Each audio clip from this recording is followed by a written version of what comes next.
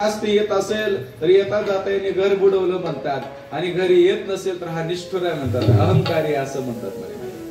लग्न करू जाता म्हणती हा मातला. काही महाराज बोलतात लोक, दोन्ही कोणी बोलतात.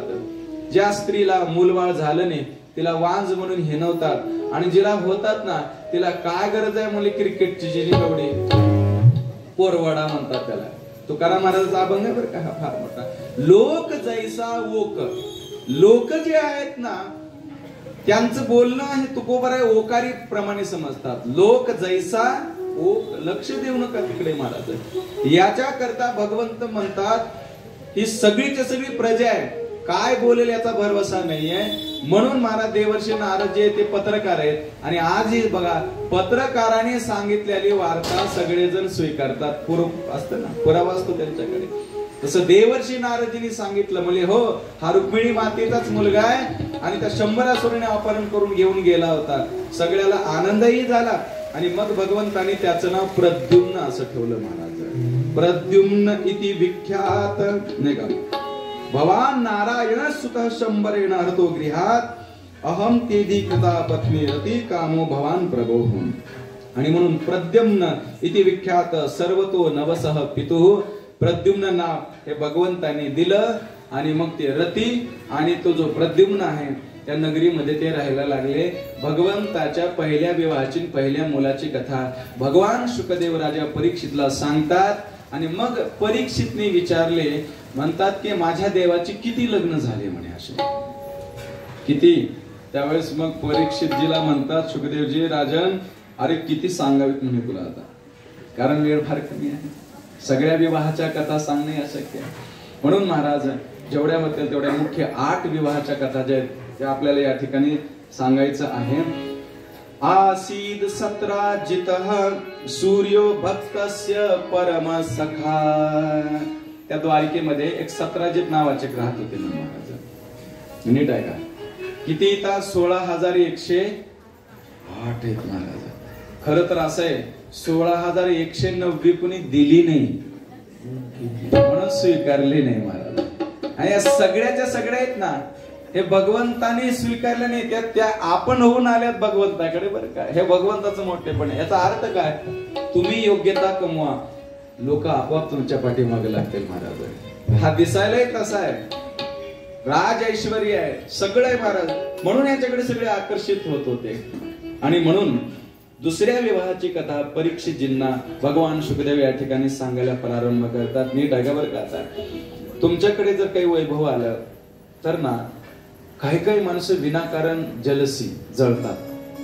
का जळतात कुणाला माहिती आहे. तुमचा बंगला असू द्या, तुमची गाडी असू द्या, तुमचं सौंदर्य असू द्या, काही चांगली वस्तू तुमच्याकडे आली ना काही काही माणसं त्याला मागे खेचण्याचा प्रयत्न करतात, द्वेष मत्सर करत बसतात विनाकारण. दुसऱ्याचं वैभव पाहून, प्रतिभा पाहून, बुद्धी पाहून कधी जळू नका. त्याचे कारण शोधा. मी तुम्हाला सांगितलं तुम्ही मोठे होऊ शकता. जर भगवंताने तुम्हाला शरीर दिलेलं आहे, तुम्हाला बुद्धी दिलेलं आहे, तुम्हाला जर सगळं दिलेलं आहे देवाने, याच्या करता तुम्ही प्रयत्न करा. प्रयत्न केल्याच्या नंतर फल परमात्मा निश्चित देतच असतो महाराज. आणि काही काही माणसं प्रयत्न न करता त्यांना वाटतं सगळंच आयतं मिळावं जसं त्याला मिळालं महाराज. नसतं महाराज. त्याचे प्रयत्न बघा, त्याचा पुरुषार्थ बघा महाराज. मग जो श्रीमंत होणारा माणूस आहे ना तो 12-12 तास गिऱ्हाईक येऊ अथवा न येऊ तो 12-12 वर्ष पिढ्याच्या पिढ्या एका 10x10च्या रूम मध्ये बसलेल्या असतात. त्यांचे ते तपश्चर्या असते त्यांची. का व्यापारी श्रीमंत होतात, परंपरेनं महाराज त्या जागेचं तप झालेलं असतं. जर तुम्हाला धन मिळवायचंय ना तर त्याच्याकरता 2 मार्ग आहेत. धनाकरता एक तरी तुमच्या नशिबात प्रारब्धात असावं लागतं. अन्न मान धन येतो प्रारब्धाधीन. आणि दुसरं सांगितलं धन जर तुमच्याकडे नसेल, ज्ञान तुमच्याकडे जर नसेल तर त्याच्या करता तप करा असं महाभारतकार सांगतात. वेदव्यासजी महाराज म्हणतात तपश्चर्या करा, आपोआप महाराज तुमच्या जीवनामध्ये बदल होतो. या 2 गोष्टी आहेत मोठ्या होण्याच्या. तिसरी एक गोष्ट आहे बँकेवर दरोडा टाकायचा. ज्याला लवकर श्रीमंत व्हायचंय पण दरोडा टाकायला गेला की मग ते तुम्हाला जेलमध्ये टाकतील महाराज. अशा मार्गाने मार्गाने मोठं होता येणार नाहीये महाराज. म्हणून चोरीचं धन आलेलं कधी उपयोगाला जात नसतं. तुमच्या तपश्चर्यातलं स्वप्रतिभेने तुम्हाला जे मिळालं असतं ते टिकत असतं. म्हणून जळू नका कोणावरती महाराज. एखादा मोठा होत असेल, चांगली गोष्ट आहे म्हणे, त्याला विचारा, त्याच्याकडून महाराज जे आहे ना त्याला गाईड करा तुम्ही आणि मार्गदर्शन घ्या, तुम्ही मोठे होऊ शकता. तसं सतराजित आहे ना, हा भगवंताकडे लक्ष्मी जर नांदायला आलेली आहे तर त्या लक्ष्मीला आल्याच्या नंतर वैभव असं वाढत होतं भगवान कृष्ण परमात्म्याचं. सतराजिताला वाटायचं कृष्णाकडे एवढी श्रीमंती, एवढा पैसा नेमका येतो कुठून महाराज, कसं काय महाराज, लवकर याची प्रगती कसं काय होत आहे महाराज. प्रगती करणाऱ्या माणसाला कधीही मागं ओढू नका महाराज. मला कधी कधी तर असं वाटतं, एक वाक्य आहे बघा, कुत्र्याला गाडीची गती आणि वाईट माणसाला चांगल्या माणसाची प्रगती हे आवडत नाहीये. बघा तुम्ही गाडीवरती मारा, कुत्र विनाकारण त्या गाडीचा पिछा करत राहतं काहीतरी, असे काही असतात. आणि दुसरा अर्थ असा आहे, तुम्ही मोठे व्हायला लागले ना, भुंकती ते द्यावी भुंको. भुंकणारे असतात, निंदा करणारे असतात, त्यांच्याकडे लक्ष द्यायचं नाहीये. सतराजित आहे ना, ईर्ष्या करायचा, काय करावं नेमकं आपण. त्याला सांगितलं कोणीतरी की कौस्तुभ नावाचा मणी आहे द्वारकाधीशकडे, आणि तुझ्याकडे जर तुला जर तसा जर मणी पाहिजे असेल ना, तर त्या पद्धतीचा मणी एक सूर्याकडे आहे, सूर्यदेवाकडे, आणि त्या मण्याचं नाव आहे सेमंतक. भगवंताकडे मणी याचा अर्थ म्हणजे ती एक दैवी शक्ती असते महाराज. आज ही तुम्ही बघा, काही काही व्यापारी असतात, रोजचं उत्पन्न त्यांचं 10-10 लाख रुपये असतं, आहे का नाही. अमेझॉन कंपनीचा जो मालक आहे त्याचं प्रति सेकंदाला 1 का 1.5 लाख रुपये उत्पन्न आहे महाराज. जगामध्ये जे काही जाळं पसरलेलं आहे इंटरनेटचं सगळं सगळं, म्हणजे ती एक शक्ती एखाद्या माणसाला प्रसन्न झालेली असते. ज्याला ती दैवी शक्ती प्रसन्न झाली ना, त्याला आपोआप महाराज त्याच्याकडे महाराज येतच राहतं. त्याने कितीही महाराज बसून जरी राहिला, काही जरी झोपलं तरी त्याचं उत्पन्न चालूच आहे ना, बरोबर आहे. त्याचा अर्थ असा आहे की ती शक्ती, ती दैवी शक्ती त्याला प्रसन्न आहे. तो म्हणजे एक मणी, एक प्रतीक आहे. आणि तो मणी जर तुमच्याकडे असेल ना, तर निश्चित पद्धतीने तोही श्रीमंत होऊ शकतो. हिमालयात गेला आणि त्यांनी तपश्चर्या करून सूर्यदेवाला प्रसन्न करून तो सेमंतक नावाचा मणी घेऊन आला महाराज, आणि भगवंताकडेच आला डायरेक्ट. म्हणजे बघ आता मी काही कमी नाही, आता माझ्याकडे श्रीमंती आहे, माझ्याकडे आता मोठेपण येणार आहे. काय तो मणी त्याने कोणालाच दाखवलेला नव्हता, पण द्वारकाधीश यांच्या भवनामध्ये येऊन त्यांना तेवढा दाखवला. द्वारकाधीश भगवंताने सांगितलं, सतराजी चांगली गोष्ट आहे म्हणे, तूही मोठा हो म्हणे, त्यात काही नाही, पण एवढ्या संपत्तीचं करणार काय म्हणे. का? कारण हा मणी ज्याच्याकडे राहतो ना त्याच्याकडे 8 भार सोनं येतं म्हणे ऑटोमॅटिक. तेवढी संपत्ती आपोआप येते म्हणे त्याच्याकडे. 8 भार म्हणजे सध्याच 8 ट्रॅक्टर आल्या म्हणा नाही का, उपग्रही तरी झालं. म्हणजे एवढं संपत्ती रोज त्याच्याकडे येते. पण एवढ्या संपत्तीचं करणार काय तुम्ही?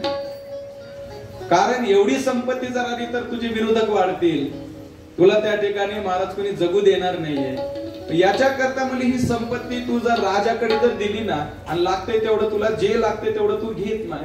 कारण राजाला सामाजिक काम करता येतात. तुमच्याकडे किती पैसा आला, किती श्रीमंत जरी झालात ना, तर तुम्हाला सामाजिक कार्य करण्याचा अधिकार नसतो महाराज. किती पैसा जमा झाला म्हणून रोडचे काम करता येईल का?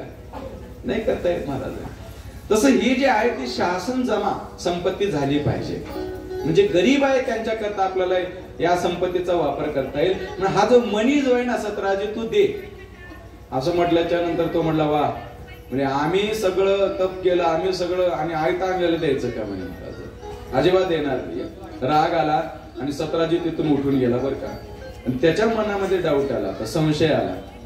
संशयाहुनी थोर अनेक पाप नाही घोर, हा विनाशाची वागोर प्राणियासी. राधे राधे. ऐका बर का, संशयामध्ये जो राहतो ना त्याला पाप येत. त्याच्या डोक्यामध्ये वाईट विचार यायला लागले. म्हणजे हा लहानपणी दह्या दुधाच्या चोऱ्या करायचा म्हणे, खरा चोर आहे म्हणे, हा चोर अग्रगण्यमय. मी मणी कुणालाच दाखवला नाही, पण चोरालाच दाखवला. आणि हा मणी जर माझा, त्याने जर षडयंत्र रचून जर महाराज चोरून जर घेऊन गेला तर काय करायचं? त्या मण्याचं पावित्र्य सांभाळावं लागायचं, मण्याला खूप जतन करावं लागायचं महाराज. आणि याचा भरभराट उत्कर्ष झाला. आणि मग याचा एक भाऊ होता, त्याने विचारलं, भैया म्हणे गीर नावाचं अरण्य आहे, जंगल आहे कुठे, गुजरात प्रांतामध्ये. त्या अरण्यामध्ये ना दिवसा देखील अंधार पडतो, एवढी दाट झाडी आहे. तो जो मणी आहे तो स्वयंप्रकाशित आहे. जुन्या काळामध्ये केवढे टॉर्च वगैरे काही असं काही नव्हतं. तो मणी मला द्या, मला प्रकाशाचं काम करेल. त्याने सांगितलं, अरे हा मणी सामान्य नाहीये, प्रसेन त्याचं नाव होतं. म्हणजे या मण्यावर अनेकाचे डोळे आहेत म्हणे, कोण त्या ठिकाणी आक्रमण करेल हा मणी घेऊन सांगता येत नाहीये. म्हणून हा मणी नको. पण भावावर एवढं प्रेम होतं महाराज, त्याने म्हणले ठीक आहे, तुझी इच्छा आहे, संरक्षण करण घेऊन जा म्हणे.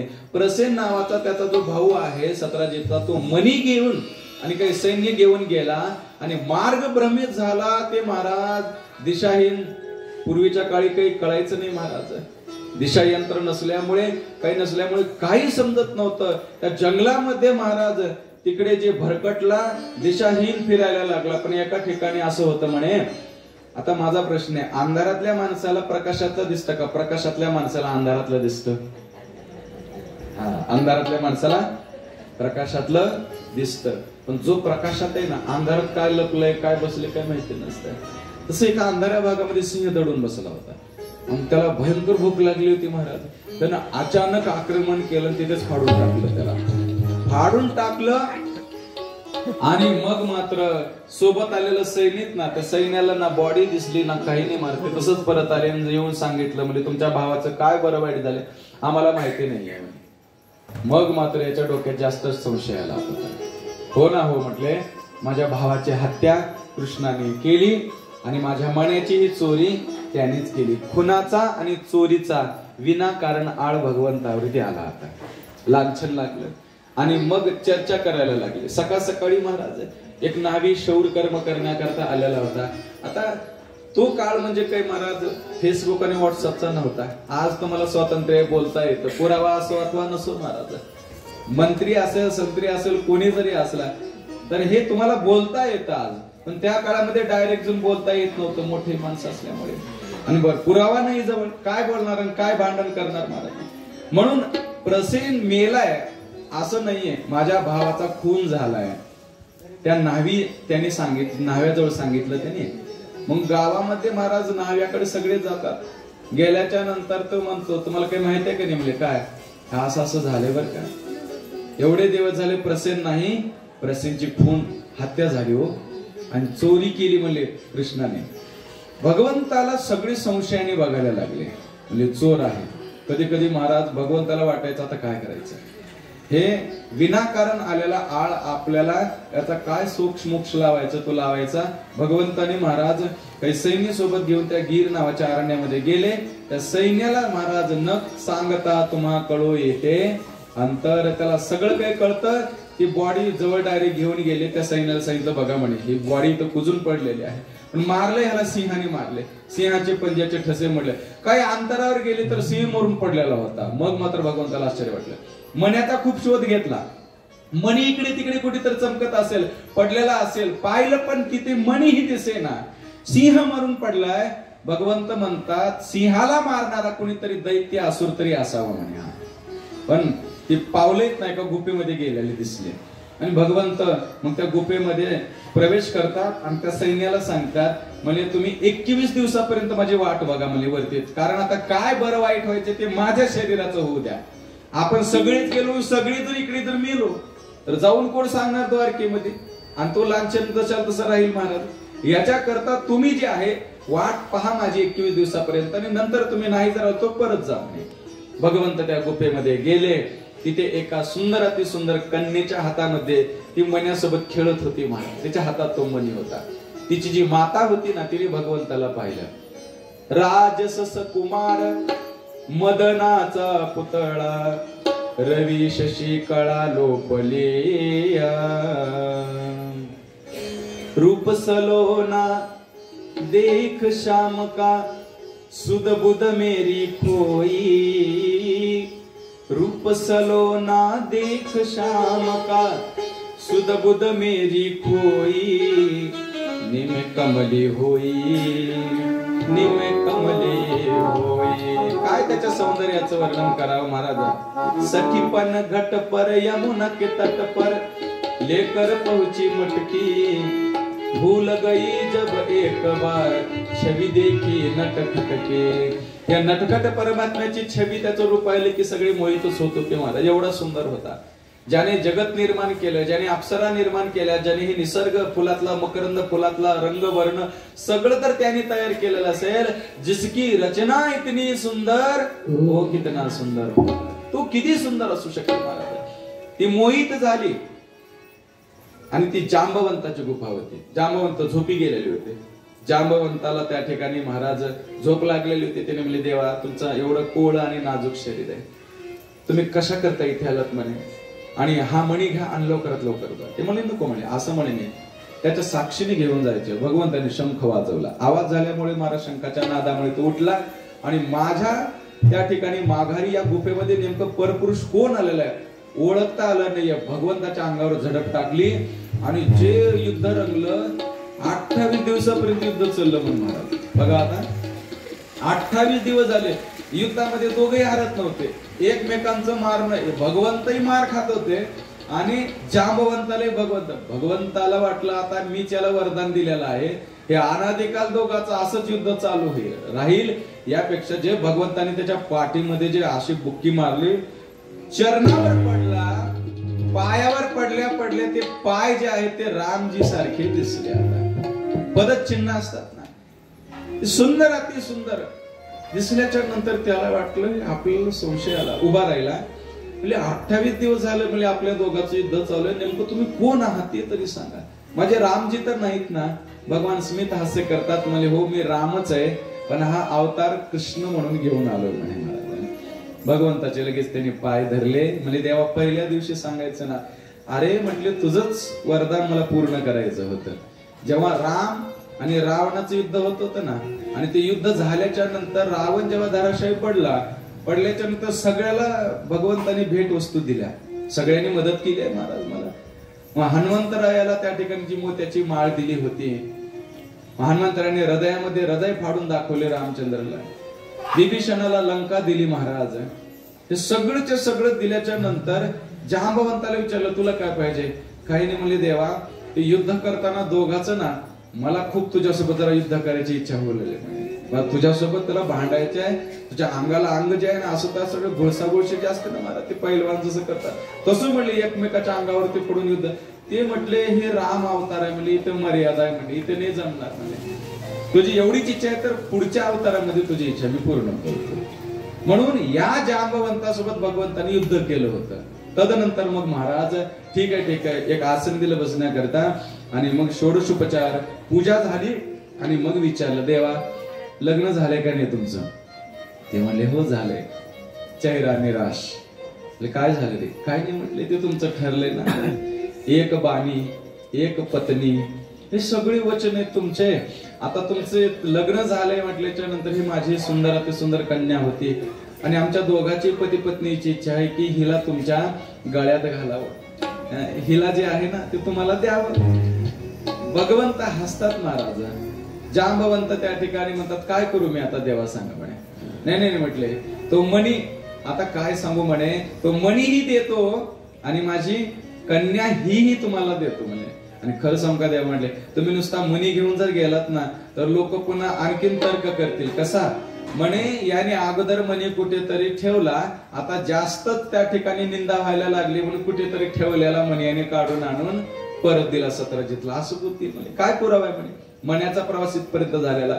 आणि मग भगवंत म्हणतात अरे तो मर्यादेचा हा अमर्यादेचा अवतार आहे चल म्हटले. आणि भगवंताचा जे आहे ते गांधर्व विवाह तिथे संपन्न झाला महाराज. भगवंताने दुसरा विवाह म्हणजे तिला घेतात आणि त्या जांबवती तिचं नाव जांबवतीला घेऊन जेव्हा द्वारकेमध्ये आले, द्वारकेतले जेवढे भगवंताचे जे आई वडील होते देवकी आणि वसुदेव हे आहे ना नवरात्र उत्सव चालू होता त्यावेळेस, अंबिकेची उपासना चालू होती. हे दुर्गे म्हणजे माझ्या पोराला तू ताकद दे, शक्ती दे, कारण तू काहीतरी संकटामध्ये आहे महाराज. बघा तुम्ही कोणातरी माऊलीचा जर मुलगा जर सीमेवर असेल तर ती देवाकडे सततच प्रार्थना करते. आता थोडस सीमेवरती युद्ध चालू झालंय, थोडीशी न्यूज आली तर माझ्या पोराचं संरक्षण व्हावं, देवाला नमस्कार करते, गाणं करते, काहीतरी संकट त्याच्यावर येऊ नये. तसं देवकी माता अंबिकेला प्रार्थना करत होती. आणि भगवंत जेव्हा त्या कन्येला घेऊन, त्या जांबवतीला घेऊन अश्वारूढ होऊन जेव्हा तिथे प्रवेश करतात, भगवंताच्या बाजूचे पक्षातले जे होते ते भगवंताला सुखरूप आलेलं द्वारकेमध्ये पाहिलं आणि सगळेजण जय जयकार करायला लागले. महाराज बोलिये द्वारिकाधीश भगवान की जय. भगवंताचा जय जयकार केल्याच्या नंतर देवकी माता आणि वसुदेव याने सगळ्यांनी पाहिलं. आणि मग आता भगवंत म्हणतात, हा मणी सगळ्याच्या देखता देणार, मला एकटा असताना देणार नाही. सतराजीचा भगवंताने सगळ्या नगरीतल्या लोकांना बोलवलं, एक मोठी सभा भरवली आणि स्टेजवर उभा राहून बोलायला लागले, ऐका, ज्या मण्यामुळे तुम्ही मला चोर समजत होता आणि खुनाचा आळ माझ्यावर तुम्ही घेतला होता ना, मी 17 त्या ठिकाणी प्रसेनला मारलं नाहीये, त्याला सिंहाने मारले. माझं खोटं वाटत असेल तर हे सैनिक उभा राहिले, त्यांनी प्रत्यक्ष बघितलं, यांना विचारा. सैन्याने सांगितलं, खुनाचा आळ महाराज धुतला गेला, ते लांछन जे आहे ते धुतलं गेलं. आणि आता जो मणी तुम्ही मला चोर समजत होता ना, या मण्याचा कुठून कुठपर्यंत प्रवास झाला? म्हणले या कन्येला विचारा, ही आमची दुसरी बायको आहे, जांबवतीला विचारा. तिने सांगितलं. मग मात्र सगळे लोक इथनं सतराजिताची निंदा करायला लागले. अरे सतराजित म्हणे, तुझ्याकडे काही प्रूफ नाही, पुरावा नाहीये, तू कसं काय म्हणे निंदा केली भगवंताला? आणि मग सतराजिताला वाटलं आता आपण जिवंत राहू शकत नाही, मला आपल्याला हा कृष्ण काहीतरी कट कारस्थान करून मारून टाकणार म्हणे, आता कोण आहे म्हणे आता आपल्याला आधार. आणि मग त्याने तिथे स्टेजवर उभा राहिला, माझ्याकडनं चूक झाली आहे म्हणले, मी जे आहे ना, माझी मुलगी सत्यभामा भगवंताला देत आहे.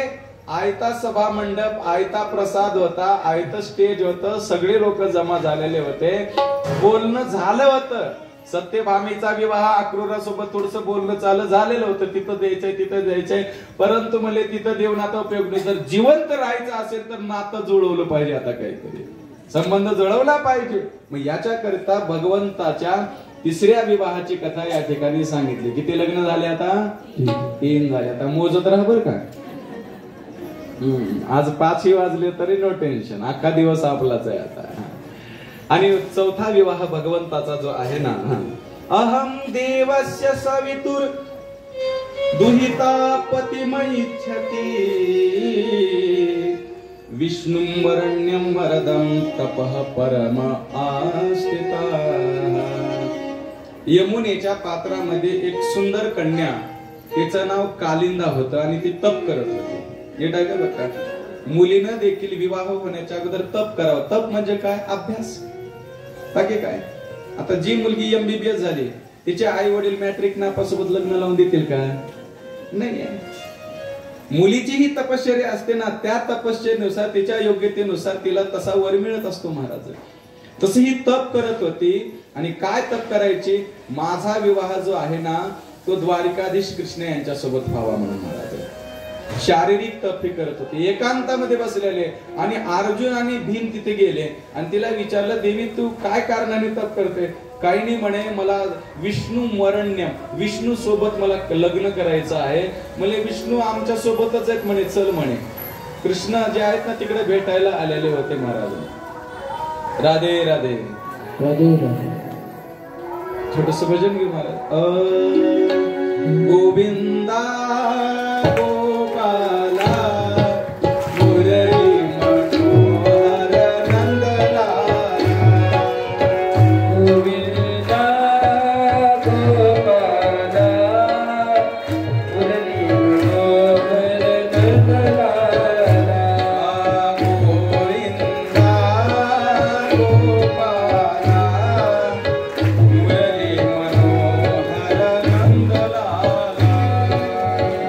Oh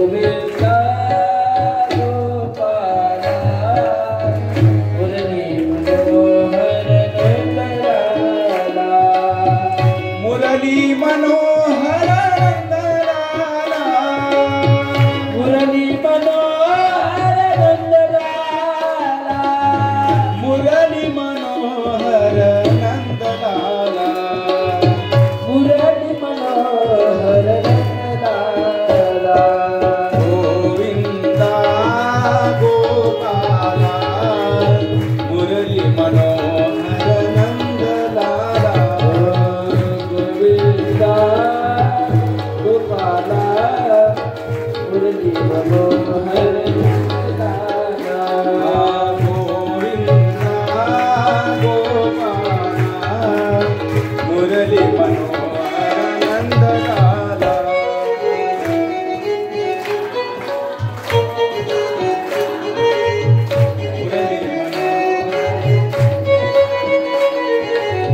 गोविंदा गोपाला मुरली मनोहर नंद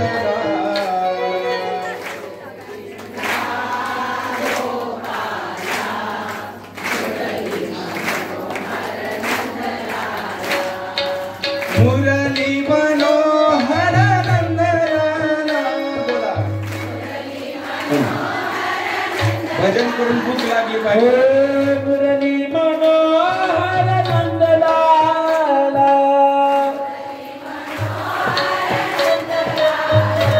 हे मुरली मनोहर नंदलाला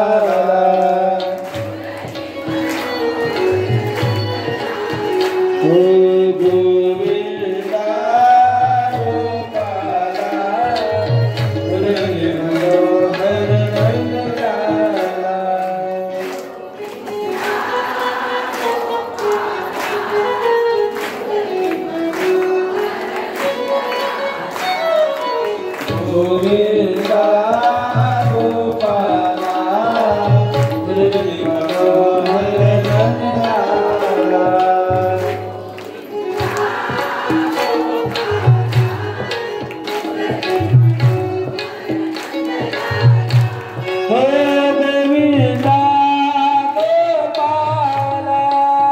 गोविंदा गोपाला मुरली मनोहर नंदलाला मुरली मनोहर नंदलाला मुरली मनोहर नंदलाला मुरली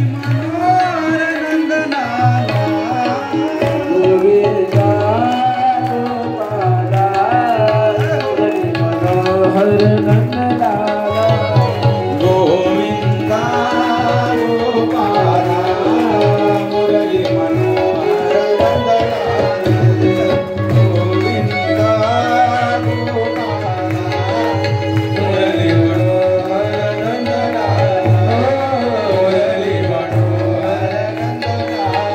मुरली मनोहर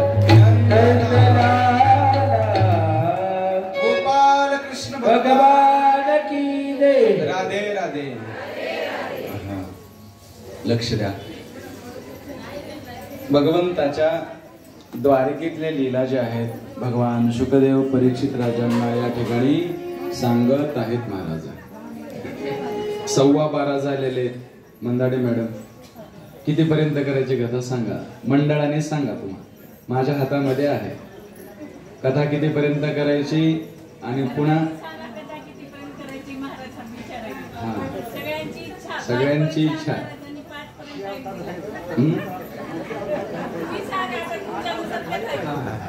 हो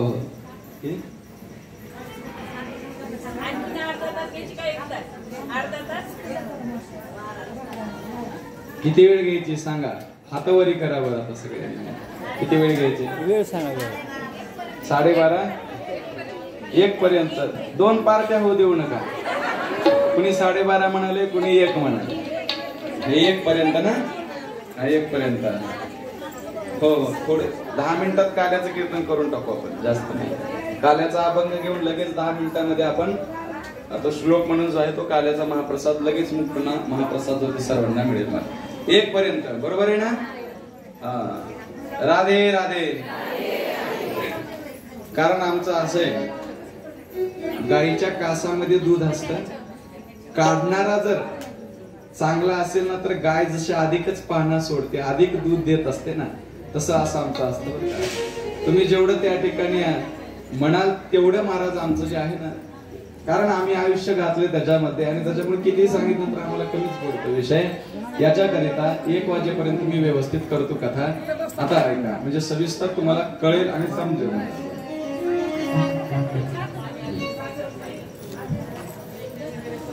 भगवंताचे किती विवाह झाले हा 4थ्या विवाहाची कथा चालू आहे कालिंदा ही तपश्चर्या करत होते महाराज. कोणत्याही मुलीला वाटतं की आपला जोडीदार ज्याच्यासोबत आपल्याला आयुष्य घालायचं आहे तो चांगल्या गुणाचा आणि चांगल्या सुसंस्कारित घराण्यातला चांगला असावा, आचरण त्याचं चांगलं असावं. हे प्रत्येकाला अपेक्षा असते बरं का. तुम्ही बघा, कितीही श्रीमंती असू द्या, किती पैसा असू द्या, आणि रोज येऊन जर मारायला लागला, वाईट बोलायला लागला, गलिच्छ बोलायला लागला, आणि अशा पद्धतीने मुलीचा जर छळ जर व्हायला लागला, तर पुन्हा आई वडील म्हणतात, महाराज काय सांगावं म्हटले, मुलीला भौतिक संपत्ती सगळी चांगली आहे, परंतु म्हणे मुलगा फार खराब निघाला. याच्याकरता कुठल्याही मुलीला असं वाटतंय की त्या ठिकाणी आपला जोडीदार जो आहे तो आपल्याला समजून घेणारा आणि व्यवस्थित त्या ठिकाणी ज्ञानी असावा. याच्याकरता भगवंताला सगळेजण जाणणारे या होत्या. कालिंदाला वाटायचं माझा विवाह जो आहे तो विष्णू वरण्यम, फक्त विष्णू सोबत माझा विवाह. भगवंताचा हा 4था विवाह दिल्लीमध्ये लागला, म्हणजे इंद्रप्रस्थ, हस्तिनापूर ज्याला म्हणतो आपण, त्या ठिकाणी भगवंताचा 4था विवाह झाला. आता ऐका, 4 विवाह झाले. भगवंताचा 5वा विवाह जो आहे ना महाराज, त्या ठिकाणी एक सत्या नावाची, भद्रा नावाची, नीट ऐका, सत्या, भद्रा, नागरजिता आणि लक्ष्मणा अशा या भगवंताच्या मुख्य 8 राण्या होत्या. आता त्याच्यापैकी एक पंजाब प्रांतातली, एक दक्षिण भारतातली भाग्यनगरची, एक अरुणाचल प्रदेश कडले, ते सगळीच्या सगळी जी ना तिकडच्या होत्या महाराज. म्हणून भगवंताचे हे मुख्य 8 विवाह आहेत. आणि 8 विवाहाच्या कथा मी तुम्हाला आता व्यवस्थित सांगितलं, सगळं सविस्तर सांगणं शक्य आहे. नेमके 16,100 याच्यामुळे लोक आहेत ना जास्त संशयात राहतात. ते महत्वाचा मुद्दा आहे, त्याच्या डोक्यातला काढलं पाहिजे तुमच्या. कारण लोक विचार करतात देवाने 16,108 केल्या, आम्ही 4-5 केल्या तर काय होते म्हणतात. करून बघ बर काय होते ते. एकीच्या इच्छा आयुष्यात पूर्ण करता येत नाही. एक मिळतं तर तिला एक मिळत नाही वस्तू. एवढ्या असून देखील एक सुद्धा नाराज नाही, आणि भौतिकतेतली कोणतीही कमतरता नाही महाराज. सगळी संपन्नता आहे त्याच्याकडे. आणि या 16,100 काय आहे नीट आहे का, त्याचा आध्यात्मिक भावही नंतर मी तुम्हाला सांगतो. त्या काळामध्ये एक सगळ्यात मोठा आतंकवादी होता, त्याचं नाव होतं भौमासूर, दुसरं नाव आहे नरकासूर.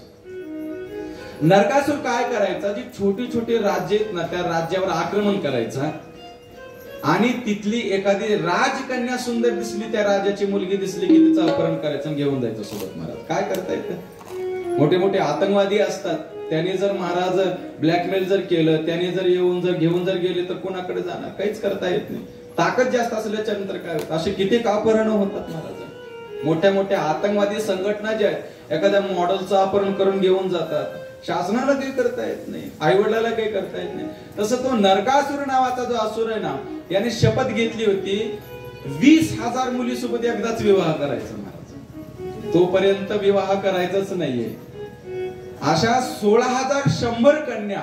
सध्याचं जे अरुणाचल प्रदेश आहे ना, अरुणाचल प्रदेश मध्ये फार मोठे मोठे पर्वत आहेत तिकडे, आणि तिथे ना त्याचा दुर्ग म्हणजे किल्ला होता, आणि त्या किल्ल्याच्या जेलमध्ये ना याने 16,100 राजकन्या ज्या आहेत त्या क्षेत्रीय कुलीन घराण्यातल्या चांगल्या सगळ्या मुलीला बंदीखान्यात टाकलं होतं.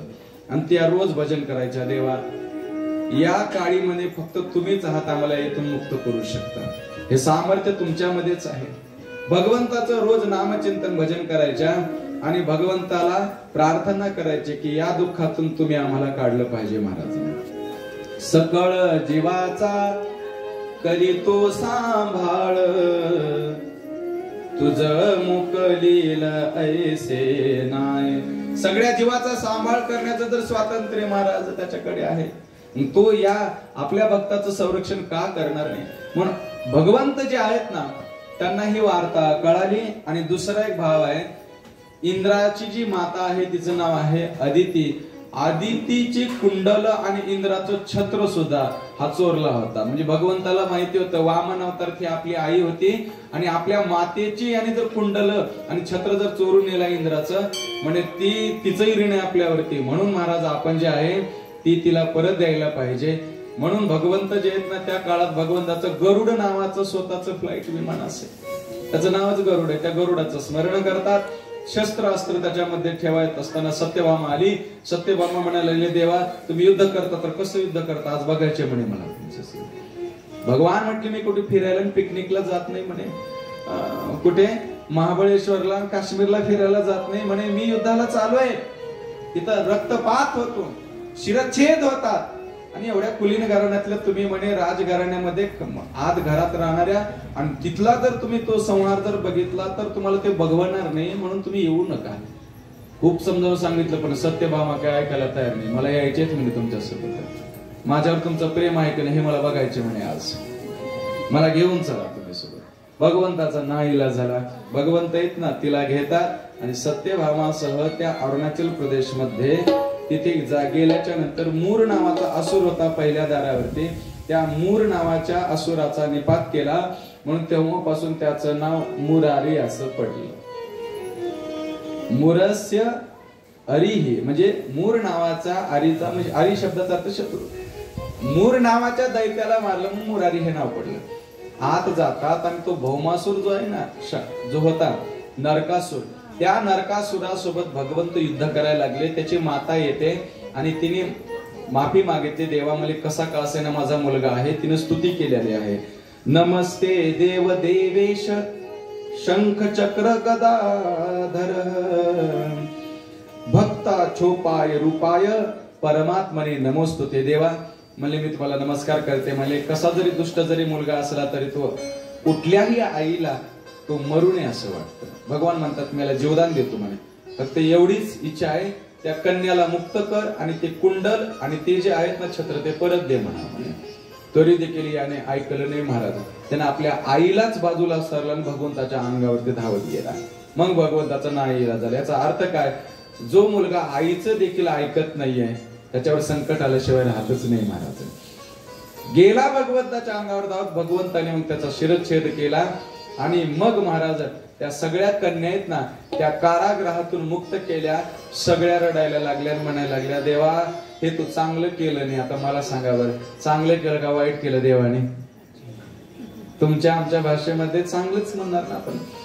ज्या कैद झाल्या होत्या त्यांना मुक्त केलं, त्या म्हणायला लागल्या अरे देवा आता आमची समस्या तुला काय सांगू म्हणे, आम्ही तरुण आहोत आणि आता आम्ही आमच्या आई वडिलाच्या घरी जाऊ शकत नाहीये.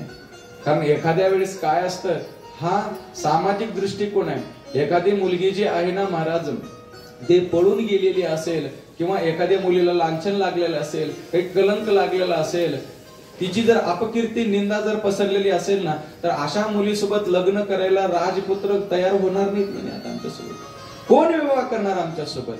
बरं ते जाऊ दे म्हणे, आता आमच्या मरेपर्यंतची जेवण्याची आणि राहण्याची कोण व्यवस्था करणार म्हणे. कारण स्त्रीचं जीवन आहे ना ते पारतंत्र्यामध्ये आहे. म्हणजे स्त्री जी आहे ना काही जरी झालं तर तिला आधार लागतो महाराज. कसा आधार लागतो? ती जोपर्यंत कन्या असते, मुलगी असते, तोपर्यंत तिला तिच्या भावाचा आणि वडिलांचा आधार असतो.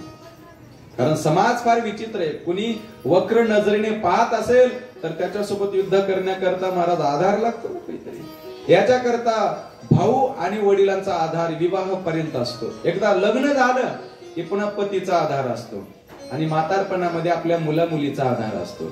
असं आमचं जीवन म्हणजे आश्रय पाहिजे. आणि त्याच्यामुळे आता आम्हाला कोण आधार देईल सांग म्हणे. आम्ही आमच्या आई वडिलाच्या घरी गेलो तर हे सगळे लोक जे आहेत ना समाजात ते जगू देणार नाहीत. मग आमची इच्छा आहे आम्हाला तुझ्यासोबतच लग्न करायचं. भगवंत म्हणतात माझ्यासोबत ठीक आहे म्हणे. आणि मग सगळ्या 16,100 कन्यांनी आम्ही विवाह करणार तर देवा तुझ्याशी, नाहीतर आम्ही आमच्या आई वडिलाच्याही घरी जाणार नाही आणि कुठे जाणार नाही. आणि भगवंताने दुसरा विचार असा केला, जर या समाजामध्ये गेल्या तर समाजातली लोक यांना जगू देणार नाहीत आणि त्या कारणामुळे सगळ्याची जबाबदारी भगवंतानी उचलली. म्हणजे तुमची जेवण्याची, राहण्याची आणि तुमच्याकडे कोणी वाईट नजरेने जर बघितलं तर त्याचे डोळे मी काढीन, अशा पद्धतीची भगवंतानी जबाबदारी स्वीकारली महाराज. सगळ्याला आधार दिला.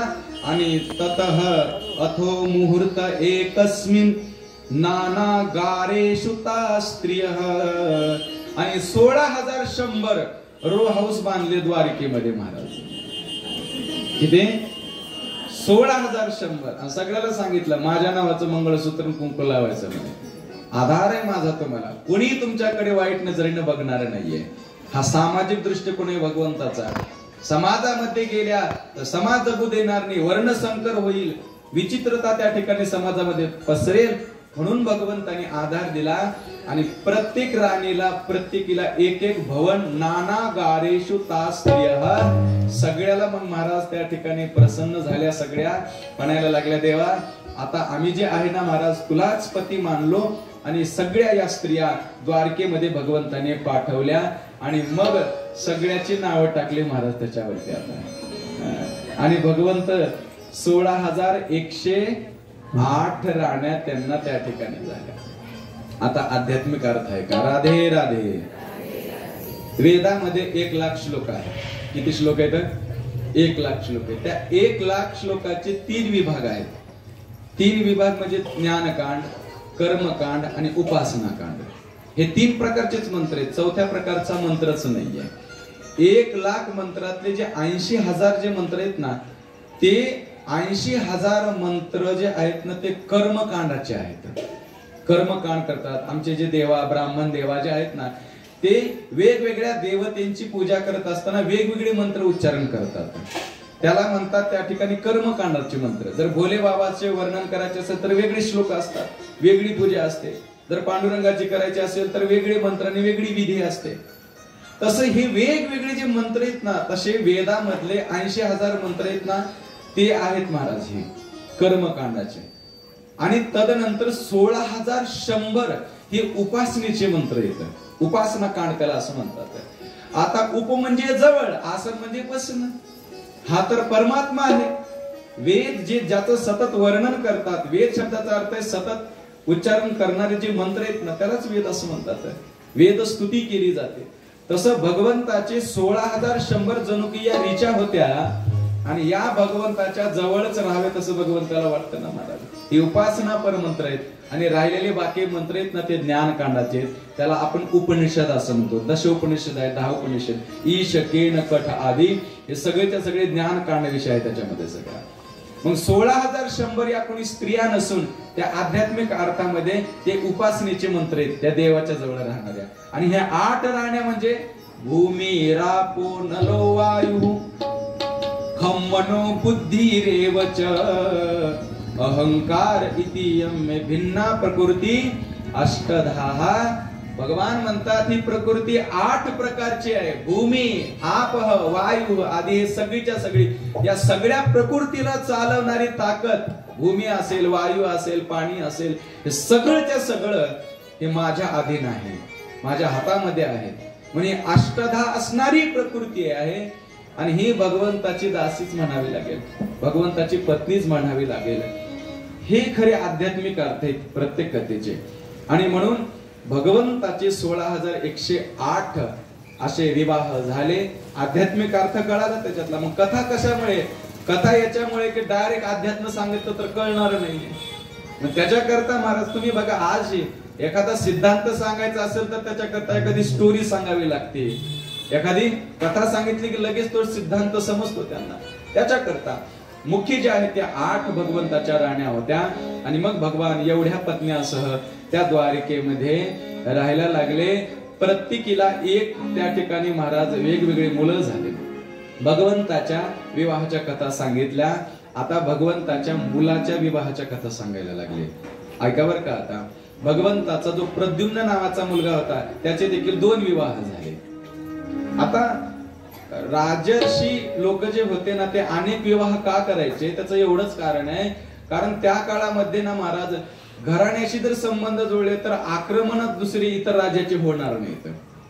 एकजुटता पाहिजे. छत्रपतीचे शिवरायांचे देखील अनेक विवाह झालेले होते. त्याच्या मागे एकच उद्देश होता, परकीय आक्रमण होऊ नये आणि ते मोठे मोठे घराणे जे आहेत त्यांच्या राज्याचा आपल्या मदतीला यावेत म्हणून महाराज हे अनेक विवाह करायचे. त्याचं कारण होतं महाराज. तसं इथे जे आहेत ना प्रद्युम्नचे देखील 2 विवाह झाले. पहिला विवाह रती सोबत आणि दुसरा विवाह झाला तो रुक्मवती नावाची कन्या. ही कोण आहे? हा जो रुक्मी आहे ना विदर्भातला त्या रुक्मीचीच मुलगी होते. इथे परीक्षितने विचारलं म्हणजे मेवण्याचं अजिबात जमत नव्हतं, कस काय मुलगी दिली महाराज, कस काय मुलगी दिली. काही काही असत ना भावजीचा स्वभाव कसं का असं ना म्हणे महाराज, पण आपली बहीण आहे आणि 5 भावात एकच बहीण होती त्यांना. ते म्हटले काही का असे ना भांडणं आपली आहेत पुरुषांचे, पण आपली मुलगी आपल्या बहिणीच्याच घरात द्यायची आहे. असं रुक्मवती, त्या ठिकाणी रुक्मवती नावाची कन्या या रुक्मिणी दिली. आणि मग भगवंताला त्या ठिकाणी मुलाच्या विवाहाच्या कथा, त्याच्यानंतर भगवंताच्या नातवंडाच्याही कथा या ठिकाणी सांगितलेल्या आहेत महाराज. याला अनिरुद्ध नावाचा मुलगा झाला आणि त्या अनिरुद्धाचे देखील 2 विवाह झाले. आपली नात देखील या रुक्मिणी इकडे दिली भगवंताच्याच नाताला. आणि भगवंताच्याच घरामध्ये, याचा अर्थ असा आहे कोणत्या ना कोणत्या बाजूने फक्त भगवंताशी नातं जुळवायचं आहे त्याला, याच्याकरिता. आणि मग भगवंताच्या अनिरुद्ध नावाचा जो मुलगा, त्याच्या 2 कथा या ठिकाणी सांगितलेल्या आहेत. तर एक दुसरा विवाह जो झाला ना, तो भक्त प्रल्हादजीच्या वंशातल्या बाणासुर नावाचा कासूर झाला. आणि त्या बाणासुराचं असं होतं, तो भगवान भोले बाबाचा त्या ठिकाणी जो आहे ना महाराज उपासक होता. आणि त्याला एवढी ताकद होती त्याच्या अंगामध्ये, त्याच्यासोबत कोणी युद्धच करत नव्हतं महाराज. असतं महाराज, आता ज्या देशाकडे जास्त अनुभव असतील, ताकद जास्त असेल, त्या देशाशी कोणीही वैर करत नाही, कारण ताकद जास्त आहे त्यांची. तसं बाणासुराकडे ताकद जास्त होती, कोणीच युद्ध करत नव्हतं. त्याच्यामुळे मग महाराज त्या बाणासुराच्या मुलीचं नाव होतं उषा. काय होतं ना, उषा होतं महाराज. ते आमचे कीर्तनकार विनोदाने सांगतात ना, ते रात्री मुक्काम पडला कीर्तनकाराचा आणि त्याने सांगितलं, म्हातारी होती, त्या म्हातारीला विचारलं, आजी उषाला काही आहे का? ते म्हटले 12 वर्ष झालं महाराज, आणखी काही झालं नाही. मला तुमच्या त्या उषाचं नाही, मला उषाला पाहिजे काहीतरी. तसं उषा नावाची कन्या ही बाणासुराची आहे बरं का. आणि त्या बाणासुराच्या उषा नावाच्या कन्येने सांगितलं, तिने तिच्या स्वप्नामध्ये एक राजपुत्र आला आणि तिनं स्केच करायला लावलं आणि चित्र काढलं आणि त्या अनिरुद्धालाच आणलं महाराज तिच्या महलामध्ये. त्याने पकडून, होती ताकद त्यांच्यामध्ये तशी. आणि मग तो अनिरुद्ध तिथे राहायला लागला. बाणासुराने त्याला जेलमध्ये टाकलं. आणि भगवंत आहेत ना, त्याने विचार केला. आता नारदजी आले आणि विचारले, म्हणजे अनिरुद्ध दिसत नाही देवा कुठे? ते म्हटले, आता एवढा मोठा परिवार आहे महाराज, आता 1,61,080 ते भगवंताचे मुलं होते म्हणून महाराज. 1,61,080 याचा अर्थ असा आहे, प्रत्येक उपासनेचे फल आहेत ना हे वेगवेगळे आहेत महाराज. अधिक फल मिळतं त्याला, त्या पद्धतीचा हा आध्यात्मिक भाव आहे. आता ऐका, 1,61,080 जर मुलं आहेत आणि एवढ्या जर सुना येतात. मला एकाने फार विनोदाने बोलला महाराज, म्हणले ही एवढ्या जर भगवंताचा जर परिवार जर मोठा जर आहे महाराज, लाडक्या बहिणीचे किती पैसे पडले असते? शासनाचा अर्ध बजेट इकडे गुजरात मध्येच वाटावं लागलं असतं तिथल्या तिथंच.